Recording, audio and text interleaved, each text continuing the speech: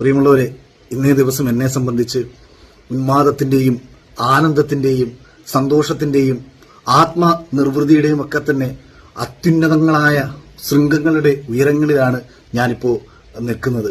കാര്യം, ഞാൻ രാവിലെ എണീറ്റ സമയത്ത് എനിക്ക് 1-2 യൂട്യൂബ് ലിങ്കുകൾ എന്റെ സുഹൃത്തുക്കൾ അയച്ചു തന്നു. അളിയൻ കേട്ടിരുന്നോ, സീക്രട്ട് ഏജന്റ് അളിയനെ കുറിച്ച് പറഞ്ഞിരിക്കുന്നു. ഞാൻ ഒരു നിമിഷം ഒന്ന് സംശയിച്ചു. ഇദ്ദേഹത്തെ പോലെ ഒരു വലിയ മനുഷ്യൻ, സാധാരണ നമ്മൾ കണ്ടിട്ടുള്ളത് നാസ പുതിയ സാറ്റലൈറ്റുകൾ വിക്ഷേപിക്കുന്ന സമയത്തും, അല്ലെങ്കിൽ ഉസൈൻ ബോൾട്ട് ഒളിമ്പിക്സിൽ വിജയിച്ചു കഴിയുന്ന സമയത്തും, മൈക്കൽ ഫെൽപ്സ് നീന്തൽ വിജയിച്ചു കഴിഞ്ഞ സമയത്തും, അതല്ല എന്നുണ്ടെങ്കിൽ ആൽഫ്രഡ് ഹിച്ച്കോക്കിനെയും അല്ലെങ്കിൽ നമ്മുടെ ഡെൻസിൽ വാഷിംഗ്ടനെയും ഒക്കെ പോലെയുള്ള വലിയ പ്രഗത്ഭന്മാരായ നടന്മാർ അഭിനയിച്ചു കഴിയുമ്പോൾ അത്തരം കാര്യങ്ങളെക്കുറിച്ചൊക്കെ വിലയിരുത്തുന്ന ഒരു വലിയ മനുഷ്യനാണ് ഇദ്ദേഹം. ഇദ്ദേഹത്തെ അറിഞ്ഞുകൂടാത്ത വിഷയങ്ങളൊന്നുമില്ല. അപ്പൊ ഇദ്ദേഹത്തെ പോലെ ഒരാൾ വളരെ സാധാരണക്കാരനായ എന്നെ കുറിച്ചൊക്കെ പറയുമോ? ഞാൻ എന്തായാലും പുറത്ത് നിൽക്കുന്ന സമയത്താണ് ഇത് കേട്ടത്. ഞാനത് കേട്ട സമയത്ത് അദ്ദേഹത്തിന്റെ ശബ്ദം കേട്ട മാത്രയിൽ തന്നെ അന്തരീക്ഷത്തിന്റെ സ്വഭാവം പെട്ടെന്നങ്ങ് മാറുകയാണ് ഉണ്ടായത്. പെട്ടെന്ന് സൂര്യൻ ഇത് കേട്ട് ഭയന്ന് മേഘപാളികൾക്കുള്ളിൽ ഒളിച്ചു. പെട്ടെന്ന് അന്തരീക്ഷം ഇരുണ്ടു. രാവിലെ തൊട്ട് മഴ വന്നു തുടങ്ങി. പിന്നീട് ഞാൻ അടുത്ത ഒരു മച്ചിപ്പശു നിൽപ്പുണ്ടായിരുന്നു. ആ മച്ചിപ്പശു ഇദ്ദേഹത്തിന്റെ ശബ്ദം കേട്ട സമയം ആ നിമിഷം പ്രസവിച്ചു. തൊട്ടപ്പുറത്തെ വീട്ടിൽ തളർവാദം പിടിപെട്ട് കിടന്ന ഒരു അമ്മാവൻ, പാരലിസിസ് വന്നിട്ട് തളർവാദം പിടിപെട്ട് കിടന്നിരുന്ന ഒരു അമ്മാവൻ, അദ്ദേഹം ഇറങ്ങി ഓടി. 2 റൗണ്ട് ഓടിക്കഴിഞ്ഞിട്ടും അദ്ദേഹത്തിന്റെ ആവേശം തീരാഞ്ഞ് അദ്ദേഹം ഇപ്പൊ തെങ്ങിക്കയറി 3 ചെന്തങ്ങ് വിട്ട് വെട്ടി കരിക്കും കുടിച്ചുകൊണ്ട് ഇപ്പൊ അവിടെ ഇരിക്കുകയാണ്. അപ്പോഴാണ് ഞാൻ വീണ്ടും ചിന്തിക്കുന്നത്, ഇദ്ദേഹം എന്നെക്കുറിച്ച് പറഞ്ഞല്ലോ, ഒരുപാട് സന്തോഷമുണ്ട്.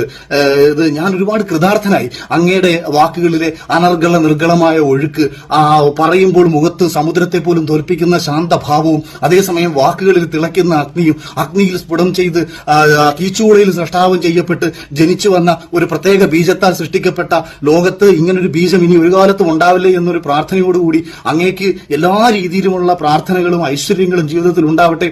ഒരുപക്ഷെ കേരളത്തിൽ നിന്ന് പലരും ചോദിക്കാറുണ്ട്, ബിഗ് ബ്രദർ പോലത്തെ ഷോകളിലേക്കൊക്കെ നമുക്ക് ഇന്ത്യയിൽ നിന്ന് പോയി വിജയിക്കാൻ കഴിയുമ്പോൾ, ശില്പാ ഷെട്ടി എങ്ങാണ്ട് പണ്ട് പോയിട്ടുണ്ട്, വിജയിച്ചിട്ടുണ്ട്. പക്ഷെ അതൊക്കെ വംശീയ അധിക്ഷേപത്തിന്റെയൊക്കെ പുറത്തായിരുന്നു. എന്നിരുന്നാലും ആ കഴിവ് കൊണ്ട്, അതായത് ബോക്സിംഗിലാണെന്നുണ്ടെങ്കിൽ മൈക്ക് ടൈസനെ തോൽപ്പിക്കും, അഭിനയത്തിലാണെന്നുണ്ടെങ്കിൽ ഈ പറഞ്ഞ ലോകത്തെ ഏത് പ്രഗത്ഭരെയും മത്സരിച്ച് തോൽപ്പിക്കും.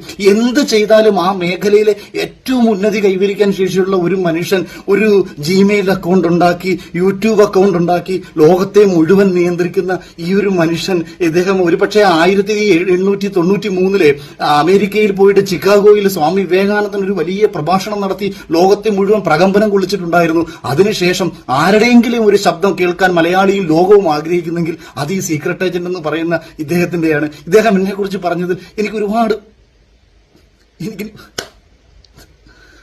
അങ്ങയുടെയൊക്കെ മുന്നിൽ ഞാൻ ആരും. Thank you sir, thank you.